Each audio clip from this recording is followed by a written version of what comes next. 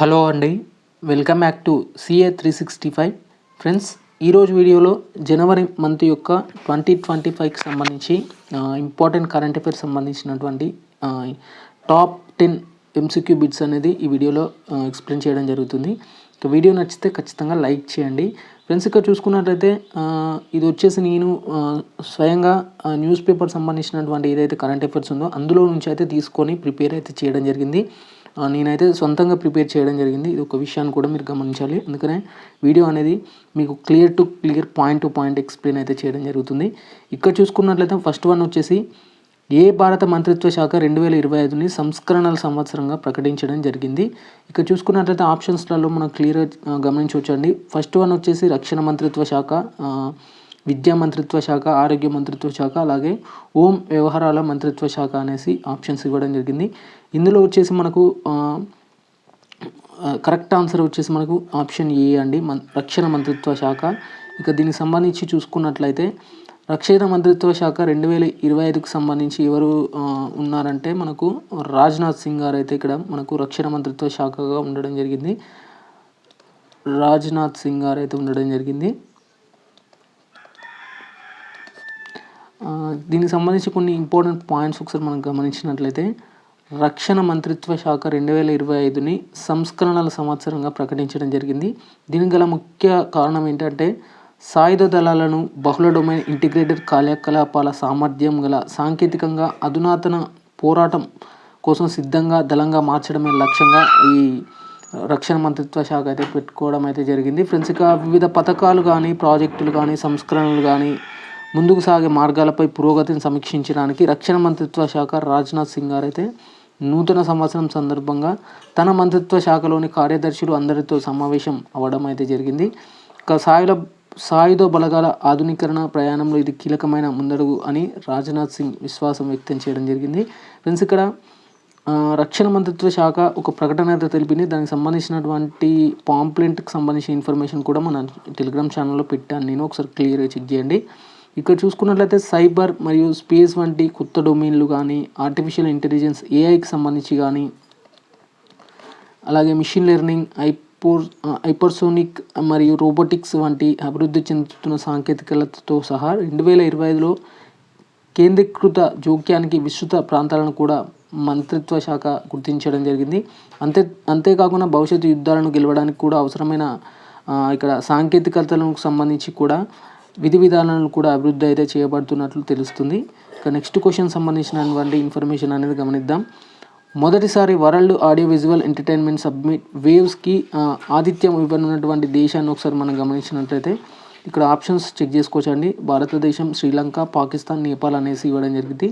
ఇందులో correct answer వచ్చేసి option A అండి. భారతదేశానికి సంబంధించి మనకు ఆతిథ్యం అయితే ఇవ్వనున్నట్లు తెలుస్తుంది. భారతదేశం మొట్టమొదటిసారిగా ఫిబ్రవరి 2025కు సంబంధించి 25లో world audio visual entertainment summit వేవ్కి ఆతిథ్యం అయితే ఇవ్వనుంది. దీనికి సంబంధించి కూడా దేశ ప్రధాని నరేంద్ర మోడీ గారు కూడా మన్ కీ బాత్ అనే రేడియో ప్రసంగంలో ఈ విషయాన్ని అయితే ప్రకటించడం జరిగింది. దీనికి సంబంధించి కొన్ని ముఖ్యమైన అంశాలు అయితే మనం ఒకసారి గమనిద్దాం.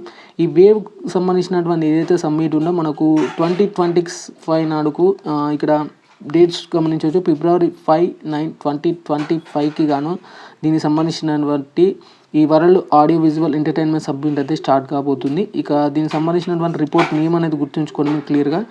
అలాగే వేదిక వచ్చేసి మనకు చూసుకున్నట్లయితే న్యూఢిల్లీ భారతదేశానికి సంబంధించినటువంటి వేదిక అయితే కావడం జరుగుతుంది.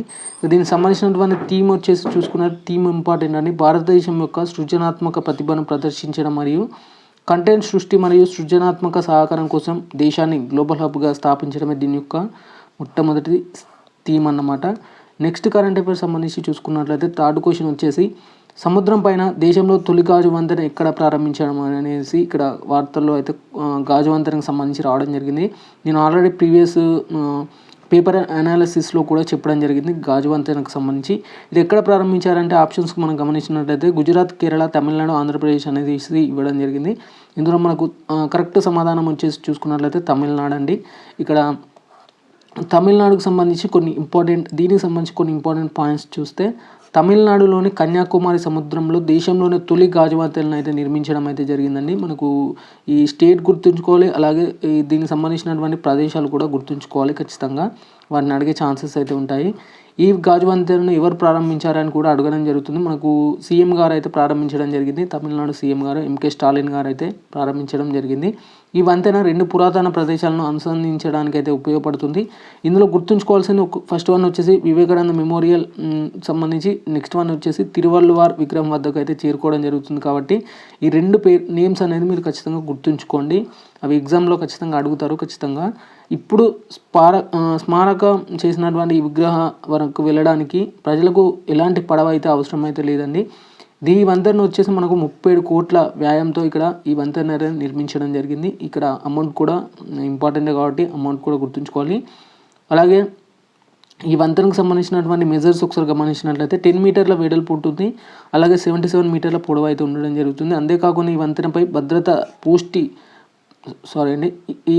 భద్రతపై పూర్తి దృష్టి సారించడం అయితే జరిగింది. ఇక ఈ తిరువల్లువార్ అనే విగ్రహాన్ని 2000 సంవత్సరంలో మాజీ మంత్రి సీఎం కరుణానిధి గారు అయితే స్థాపించడం జరిగింది. ఇది కూడా ఇంపార్టెంట్. ఈ నేమ్ కూడా మాజీ మంత్రి కాబట్టి ఈ నేమ్ కూడా అడిగే ఛాన్సెస్ అయితే ఉంటాయి, అది గుర్తుంచుకోవాలి. ఇయర్ కూడా గుర్తుంచుకోండి, ఎప్పుడు స్థాపించారు అనేసి కూడా అడగడం జరుగుతుంది.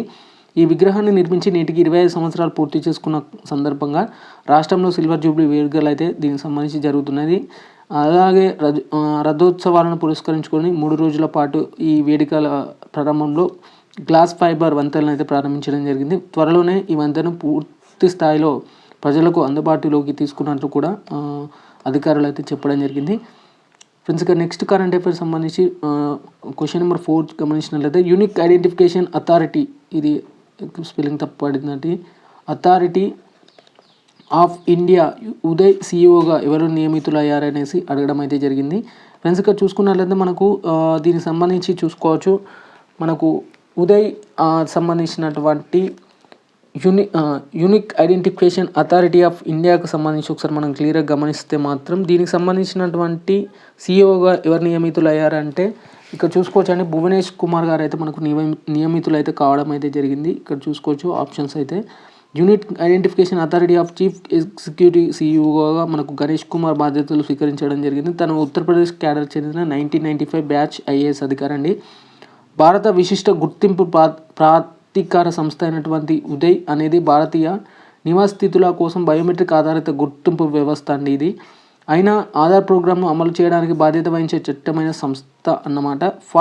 ఒక వ్యక్తి యొక్క బయోడేటా మరియు జనాభా సంచారంతో అనుసంధించబడినటువంటి 12 అంకెల గుర్తింపు సంఖ్యను ఇది అందిస్తుంది. అందుకనే మనకు యూనిక్ ఐడెంటిఫికేషన్ నెంబర్ ఆధార్ వచ్చేసి మనకు 12 నెంబర్స్గా డిస్ప్లే అయితే కావడం జరుగుతుంది. ఫ్రెండ్స్, ఇక నెక్స్ట్ క్వశ్చన్ అనేది మనం క్లియర్గా గమనిద్దాం. నెక్స్ట్ 5th క్వశ్చన్ వచ్చేసి భారత వైమానిక దళం యొక్క వెస్టర్న్ ఎయిర్ కమాండ్ యొక్క ఎయిర్ ఆఫీసర్ కమాండింగ్ ఇన్ చీఫ్గా ఎవరు బాధ్యతలు అయితే స్వీకరించడం జరిగిందంటే వార్తల్లో నిలవడం జరిగింది. ఇక్కడ క్వశ్చన్స్ అంటే ఆప్షన్స్ గమనిస్తున్నట్లయితే విజయ్ కుమార్, జితేంద్ర మిశ్రా, ఆనంద్ భూపతి, విష్ణువర్ధన్. ఇక్కడ సరైన సమాధానం వచ్చేసి జితేంద్ర మిశ్రా అండి. ఈయన వచ్చేసి మనకు చూసుకున్నట్లయితే ఈయనకు సంబంధించి కొన్ని ఇంపార్టెంట్ పాయింట్స్ అనేది గమనిద్దాం.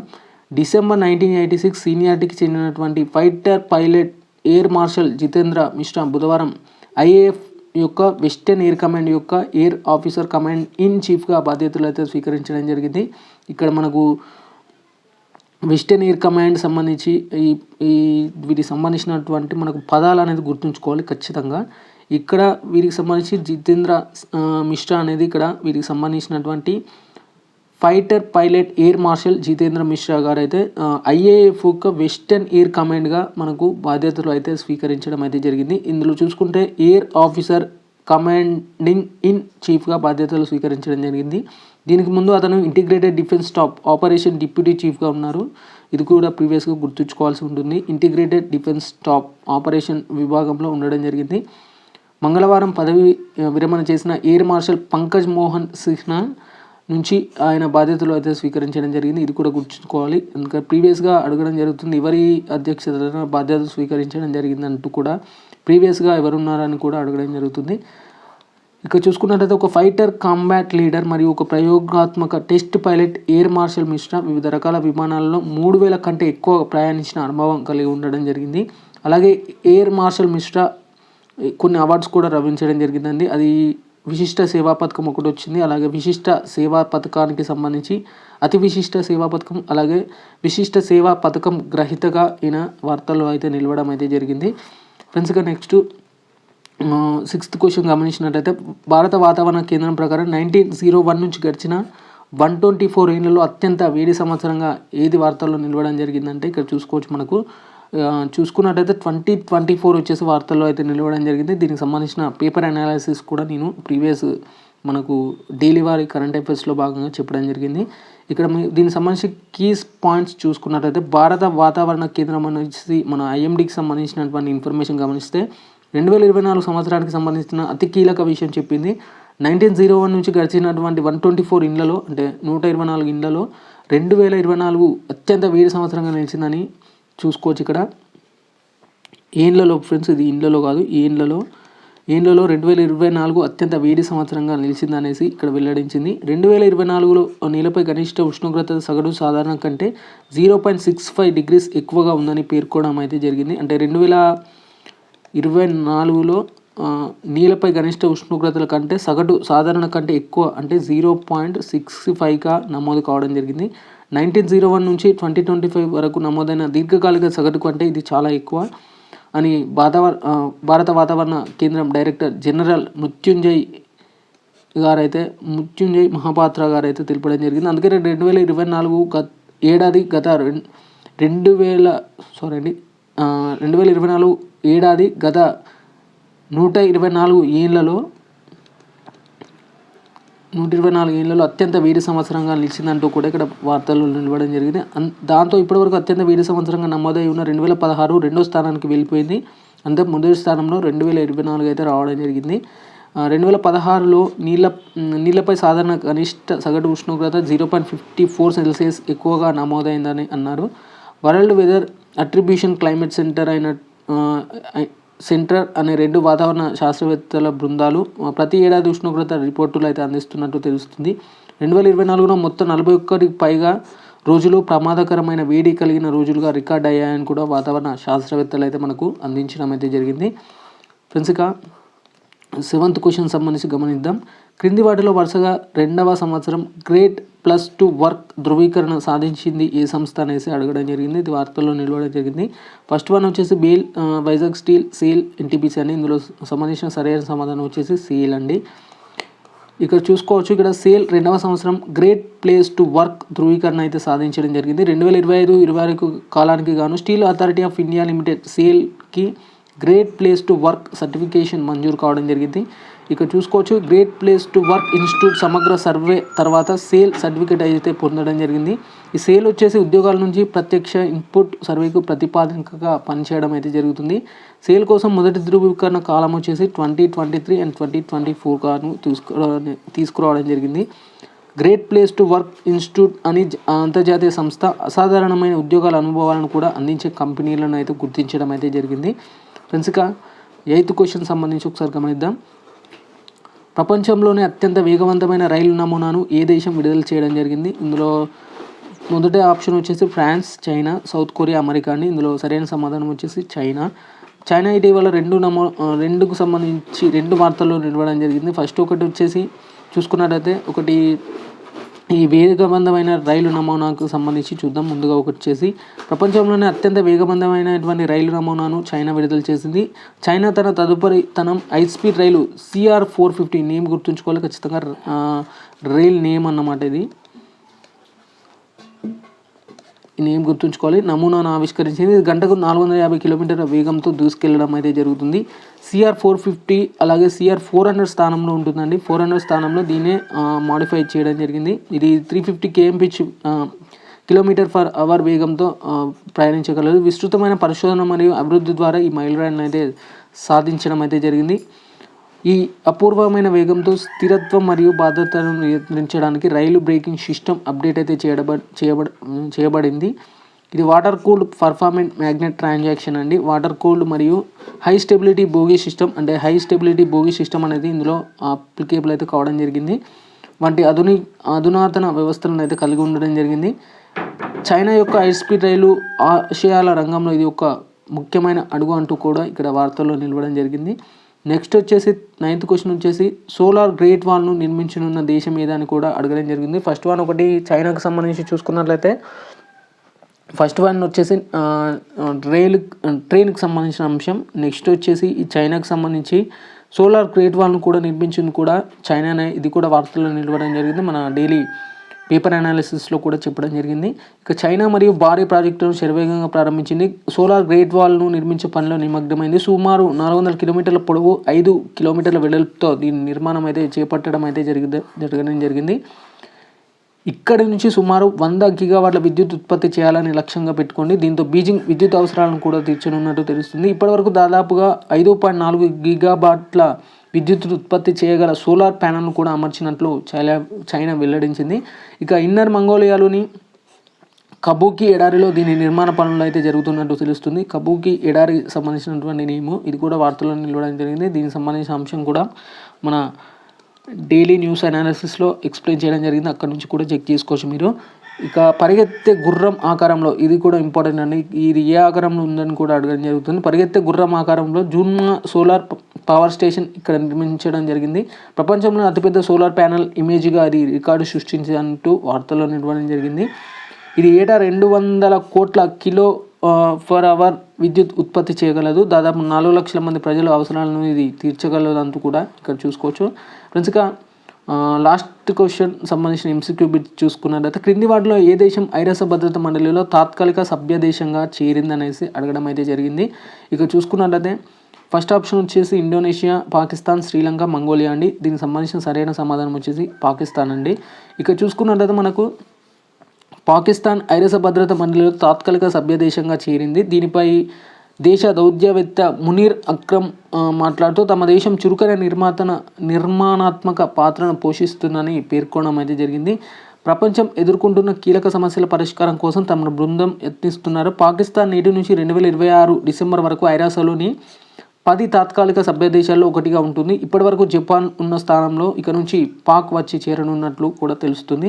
దీనికి సంబంధించి దీంతో పాటు డెన్మార్క్, గ్రీస్, పనామా, సొమాలియా దేశాలు కూడా కొత్తగా భద్రతా మండలిలోకి వచ్చాయి. గతంలో పాకిస్తాన్ 2012 నుంచి 13, అలాగే 2003, 4, 1993 నుంచి 94, 1983 నుంచి 84, 1976 నుంచి 77, 1968 నుంచి 69, 1952, 53లో భద్రతా మండలితో కలిసి పనిచేయడం అయితే గమనార్థం.